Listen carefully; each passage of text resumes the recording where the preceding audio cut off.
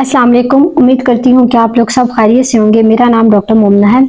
आज के इस वीडियो में हम एक बहुत ही कॉमन प्रॉब्लम के बारे में बात करेंगे।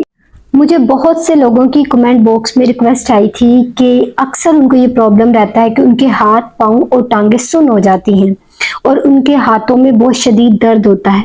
ये हाथ और पाँव क्यों सुन्न होते हैं, असाबी कमजोरी क्यों होती है, इसकी वजूहात क्या हैं और इसका इलाज क्या है, ये सब कुछ बताऊंगी मैं आपको आज के इस वीडियो में। अब ये जो प्रॉब्लम होती है ये खास तौर पे उन लोगों को फेस करना पड़ी होती है जिनका कोई एक स्पेसिफिक पोस्चर में काम करना होता है, जैसा कि वो लोग जिन्होंने कोई राइटिंग का काम करना हो, या वो लोग जिनका कोई टाइपिंग का काम हो, या फिर वो लोग जिनको अक्सर फोन होल्ड करने पे भी, ज्यादा देर होल्ड करने से भी उनके कलाइयों में दर्द शुरू हो जाता है। उसके अलावा हमारी जो घर की ख्वातीन होती हैं, उन्होंने काफी देर खाना पकाने के लिए जब सब्जी काटते हैं उस वक्त उनकी बहुत ज्यादा कॉमन प्रॉब्लम होती है कि उनकी जो कलाई होती है वो सुन्न हो जाती है और यहाँ पे बहुत शदीद दर्द होती है। इस बीमारी को कहा जाता है कार्पल टनल सिंड्रोम। असल में होता क्या है कि एक नर्व गुजरी होती है, मीडियन नर्व, यहाँ से वो दब जाती है जिसकी वजह से उनको कलाई में दर्द होता है और सनसनाहट महसूस होती है। इसी तरह कुछ लोग अगर एक ही पोस्चर में कुछ देर के लिए बैठे रहते हैं और फिर वो जब उठते हैं या कोई भारी काम करते हैं तो उनको अपनी कमर में दर्द शुरू हो जाता है और वो कमर का दर्द उनके नीचे टांग तक भी जाता है, जिसे शैटिका कहते हैं।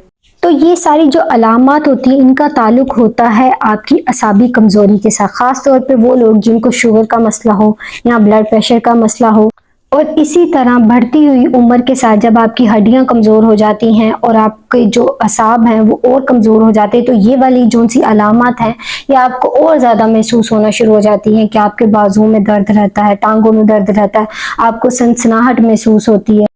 तो आज हम बात करेंगे वो कौन से विटामिन्स हैं, वो कौन से सप्लीमेंट्स हैं या मिनरल्स हैं जिसके इस्तेमाल से आपकी जो असाबी कमजोरी की जो आपको अलामत आ रही हैं वो आपकी ठीक हो सकती है। यानी वो कौन से सप्लीमेंट्स हैं जिसके इलाज से आपकी ये बीमारी ठीक हो सकती है। एक कंपाउंड होता है, इसे बोलते हैं रेस्वेराट्रोल। अब ये बहुत ज्यादा इंपॉर्टेंट होता है आपकी असाबी कमजोरी को क्योर करने में, उसके इलाज में बहुत ज्यादा हेल्प देता है। अब मैं आपको बताती हूँ ये किस किस चीज में मौजूद होता है।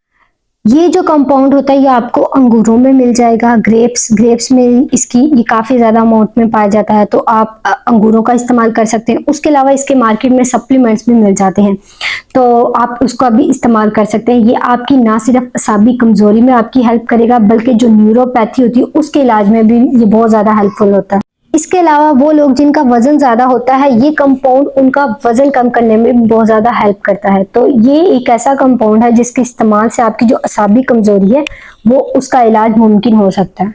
उसके बाद अगला जो कंपाउंड आ जाता है जो असाबी कमजोरी के इलाज में बहुत ज्यादा बेहतरीन साबित होता है वो है एल कार्नोसिन। एल कार्नोसिन एक ऐसा कंपाउंड है जो एज अ एंटीऑक्सीडेंट के तौर पे भी काम करता है, एज अ एंटी इंफ्लेमेटरी के तौर पे भी काम करता है, और आपकी बॉडी में जो पेरिफेरल न्यूरोपैथी हो रही है यानी जो असाबी कमजोरी होती है उसके इलाज में बहुत ज्यादा मददगार होता है। ये कंपाउंड आपको बहुत आसानी से मार्केट में मिल जाता है, इसके डिफरेंट सप्लीमेंट्स होते हैं तो आप उसका इस्तेमाल कर सकते हैं। आपने इसको इस्तेमाल करने से पहले एक दफा अपने डॉक्टर से जरूर कंसल्ट कर लेना। उसके बाद अगली जो चीज आ जाती है जो असाबी कमजोरी को ठीक करने में बहुत ज्यादा हेल्पफुल होती है वो है अलसी के बीज और अखरोट। इसका इस्तेमाल कर सकते हैं आप। इनके अंदर कुछ ऐसे फैट्स होते हैं जो असाबी कमजोरी यानी पेरिफेरल न्यूरोपैथी के इलाज में बहुत ज्यादा हेल्पफुल होते हैं। उसके बाद अगली जो चीज आ जाती है वो है कोएंजाइम Q10। ये बहुत अच्छा एक एंटीऑक्सीडेंट है, एंटी इंफ्लेमेटरी के तौर पे भी काम करता है। उसके अलावा असाबी कमजोरी में भी बहुत ज्यादा हेल्पफुल होता है। ये आपको मछली में मिल जाएगा, फिश में होता है, गोश्त के अंदर होता है।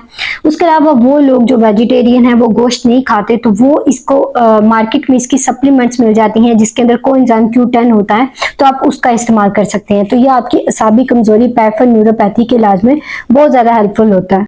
उसके बाद अगली चीज आ जाती है विटामिन ई। ये एक फैट सोल्युबल विटामिन है, ये आपको सब्जियों में मिल जाता है, खास तौर पे सब्ज पत्तों वाली जो सब्जियां होती हैं। उसके अलावा वेजिटेबल ऑयल में भी विटामिन ई होता है, तो ये इसका इस्तेमाल आपको पेरिफेरल न्यूरोपैथी और जो असाबी कमजोरी का मसला है उसके इलाज में बहुत ज्यादा हेल्पफुल होता है। उसके बाद अगली जो चीज आ जाती है जो पेरिफेरल न्यूरोपैथी में बहुत ज्यादा हेल्पफुल होती है वो है हल्दी। अब हल्दी को आप खाने में डाल के भी इस्तेमाल कर सकते हैं, उसके अलावा इसका दूध भी पी सकते हैं, दूध में मिक्स करके भी आप इसको पी सकते हैं। इसका बहुत ज़्यादा फायदेमंद होती है ये आपकी असाबी कमजोरी में, खास तौर पे वो पेशेंट जिनको डायबिटीज हो, जिनको शुगर हो, उनके अंदर न्यूरोपैथी यानी असाबी कमजोरी होने के चांसेस बहुत ज़्यादा होते हैं। उन पेशेंट्स को तो ये हल्दी का इस्तेमाल ज़रूर करना चाहिए, क्योंकि इसमें एक ऐसा कंपाउंड होता है जो आपकी असाबी कमजोरी में, आपके उस असाबी कमजोरी पैराफिन न्यूरोपैथी के इलाज में बहुत ज़्यादा हेल्पफुल होता है। उसके बाद अगली जो चीज़ आ जाती है वो है ओमेगा 3 फिश ऑयल। ये कैप्सूल के फॉर्म में मार्केट से इजीली मिल जाता है। ये एज अ एंटी इंफ्लेमेटरी के तौर पे भी काम कर रहा होता है आपके बॉडी में, और उसके अलावा एंटीऑक्सीडेंट के तौर पे भी काम कर रहा होता है। और इसका बहुत ज़्यादा अच्छा फायदा असाबी कमजोरी में भी देखा गया। ये असाबी कमजोरी यानी पैराफिन न्यूरोपैथी में बहुत ज़्यादा हेल्पफुल होता है। इसी तरह अगली जो चीज़ हमारे पास आ जाती है वो जिंक। जिंक आपको कैप्सूल के फॉर्म में मिल जाएंगे, सप्लीमेंट के फॉर्म में भी मिल जाएंगे। अगर आप इसके कैप्सूल नहीं इस्तेमाल करना चाहते तो आप इसको जो नेचुरल चीज़ें होती है, जैसे गोश्त में बहुत ज़्यादा जिंक होता है, उसका इस्तेमाल करें। फिश के अंदर जिंक होता है, बादाम के अंदर, अखरोट के अंदर, उसके अलावा जो सीड्स होते हैं, बीज, उसके अंदर, और होल ग्रेन जो गंदम का आटा हम इस्तेमाल करते हैं उसके अंदर जिंक होता है। उसके अलावा जो ब्राउन ब्रेड इस्तेमाल की जाती है उसके अंदर भी जिंक बहुत ज़्यादा अमाउंट में प्रेजेंट होता है। और अगर आप चाहते हैं कि आपकी पैराफिन न्यूरोपैथी यानी असाबी कमजोरी वो दूर हो जाए, वो ठीक हो जाए, तो आप इन चीज़ों का इस्तेमाल ज़रूर करें। देखिए, ज़रूरी नहीं है ये जितनी भी सप्लीमेंट्स मैं आपको बता रही हूँ ये आप सारी सप्लीमेंट का इस्तेमाल करें। इनमें से कोई एक चीज़ आप अपनी डाइट में ऐड कर लें, एक चीज़ की खाने की हैबिट बना लें, तो जो आपकी पैराफिन न्यूरोपैथी यानी जो असाबी कमजोरी है उसके इलाज में ये बहुत ज़्यादा मुफीद साबित होगी। उसके अलावा वो लोग जिनको असाबी कमजोरी रहती है, हाथ पांव सुन्न हो जाते हैं, उनकी टांगें सुन्न हो जाती हैं, उनको दर्द रहता है, तो उनके लिए एक बहुत ही अच्छा विटामिन होता है जिसे विटामिन B1, आम जुबान में इसको थायामीन भी कहा जाता है। वो इसके सप्लीमेंट मार्केट से मिल जाते हैं इजीली, वो इसका इस्तेमाल कर सकते हैं। उसके अलावा एक बहुत ही इंपॉर्टेंट विटामिन जो आपकी असाबी कमजोरी के लिए बहुत ज्यादा मुफीद साबित होता है वो है विटामिन B6। इसका इस्तेमाल आप जरूर करिए, आपके पट्टों को मजबूत बनाता है, पट्टों की जो कमजोरी होती है उसके इलाज में ये बहुत ज्यादा मुफीद साबित होता है। इसके बारे में रिसर्च भी की गई थी जिससे ये बात साबित हुई थी कि अगर आप अपनी डाइट में विटामिन B6 को ऐड करते हैं या उसके सप्लीमेंट इस्तेमाल करते हैं तो आपकी जो असाबी कमजोरी है, जो आपको सनसनाहट महसूस होती है, वो वाला मसला आपको प्रॉब्लम फेस नहीं करना पड़ेगा। खास तौर पे ये डायबिटिक पेशेंट्स के लिए बहुत ज्यादा अच्छा है। अगर आप विटामिन B6 के सप्लीमेंट्स नहीं ले सकते तो आप इसको जो नेचुरल फूड होती है, जैसे कि गोश्त में बहुत ज़्यादा अमाउंट में ये होता है, मछली के अंदर बहुत ज़्यादा होता है, चिकन का इस्तेमाल कर सकते हैं, अंडे, उसके अलावा देसी रोटी, उसका इस्तेमाल, जो गंदम होती है, देसी गंदम की जो बनी हुई रोटी होती है उसका इस्तेमाल करें। उसके अलावा ये जो छल्ली होती है उसके अंदर बहुत ज़्यादा होता है विटामिन B6, और अखरोट, बादाम, इनका इस्तेमाल करके भी आप अपनी विटामिन B6 की जो कमी है उसको पूरा कर सकते हैं, ताकि आपको जो असाबी कमजोरी है ये वाला प्रॉब्लम ना फेस करना पड़े। इसी तरह कुछ और विटामिन भी होते हैं जो बहुत ज़्यादा हेल्पफुल होते हैं आपकी जो पट्टों की कमजोरी होती है उसमें आ जाता है विटामिन B12। इसके सप्लीमेंट्स भी मिल जाते हैं। उसके अलावा अगर आप सप्लीमेंट नहीं यूज करना चाहते, जो गोश्त, मछली, अंडे, इसका इस्तेमाल करें, इसमें ये बहुत ज्यादा मिकदार में पाया जाता है। उसके अलावा जो अगले विटामिन आ जाते हैं विटामिन D एंड C, ये भी बहुत ज्यादा आपकी हेल्पफुल होते हैं असाबी कमजोरी के इलाज में।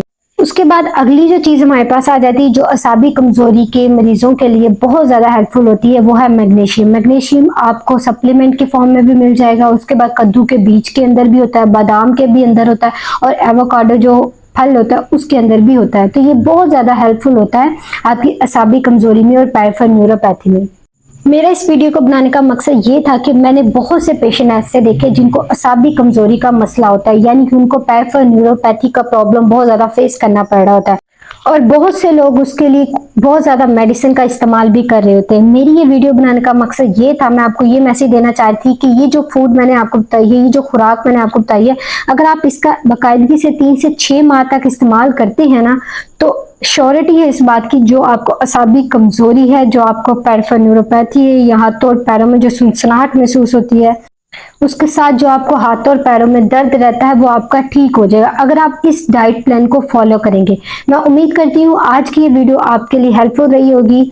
मैं अपने बहुत ही बिजी स्केड्यूल से टाइम निकाल के आपके लिए वीडियोस बनाती हूँ। अगर आप चाहते हैं कि मैं इस तरह की और वीडियोस बनाऊं तो आप मेरे चैनल को सब्सक्राइब करें, मेरी वीडियोस को लाइक करें। उम्मीद करती हूँ ये वीडियो आपको पसंद आई होगी। मिलते हैं नेक्स्ट वीडियो में, तब तक के लिए अल्लाह हाफिज।